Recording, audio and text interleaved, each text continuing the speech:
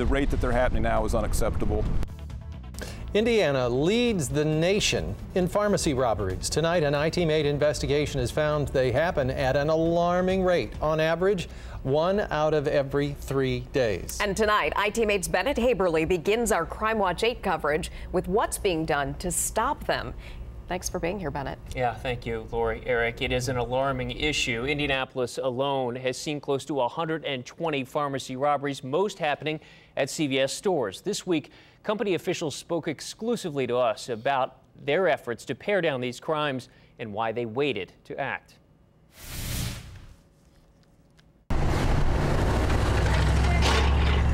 Four days into the new year, this CVS pharmacy at 38th and Illinois Streets was robbed.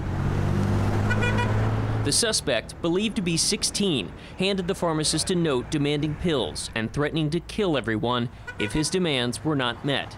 The same store would be hit 4 more times in the coming weeks.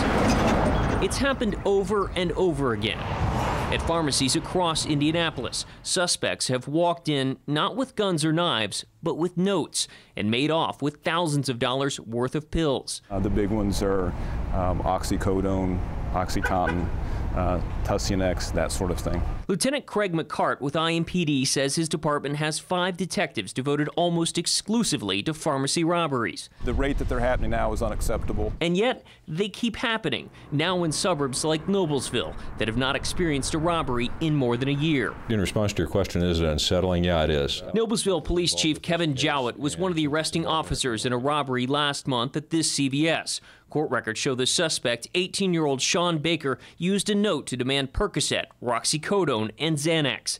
He was caught a short time later at a nearby McDonald's, telling detectives he didn't have a job and needed the money. He has since pleaded not guilty and is awaiting trial. Many of these notes have essentially a laundry list of what it is that they want, so they don't have to go in, they don't have to remember anything. I think it's simple for them. Neither police nor the DEA can say why they are happening so frequently. But one theory is that Indiana's struggle with heroin and other opiate drugs is breeding a black market demand for more pills on the street. If that is in fact the case, if that scenario is accurate, it's an organized crime problem that's fueling an addiction problem. I think that it is a combination of the both. They're married together.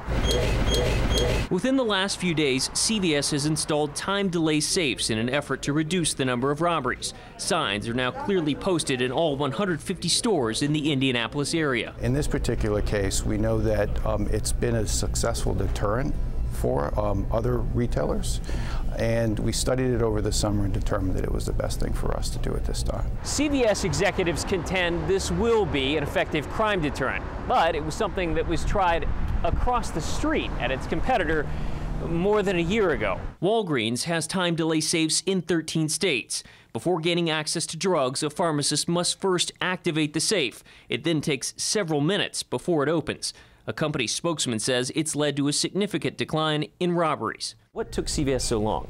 Well, we have a number of different protocols that we employ, and after studying and revisiting our protocols, we considered the time delay situation and figured that it was now a good time to do it after a careful study. During the last year, an IT-made analysis found more than 80 robberies occurred at CVS stores, compared to less than 30 at Walgreens, which already had the time delay safes. It is a concern, and that's why we're not relying just on the time delay safes. District Pharmacy Supervisor Carl Williams says the stores also use security guards and high-definition cameras. So potentially, robbers like to get in and out as quickly as possible. And so with the time delayed safes, again, we will not have access to our narcotic medications on demand. There will be a wait period, which we've seen through studies has been a significant deterrent. At this Walgreens in July, a pharmacist told a robbery suspect the safe holding the drugs was on a timer.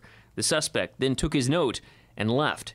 It's the ideal scenario CVS company officials are hoping for. Our highest priority is the safety of our colleagues and our customers, and we are going to do everything in our power and within our resources to deter these robberies.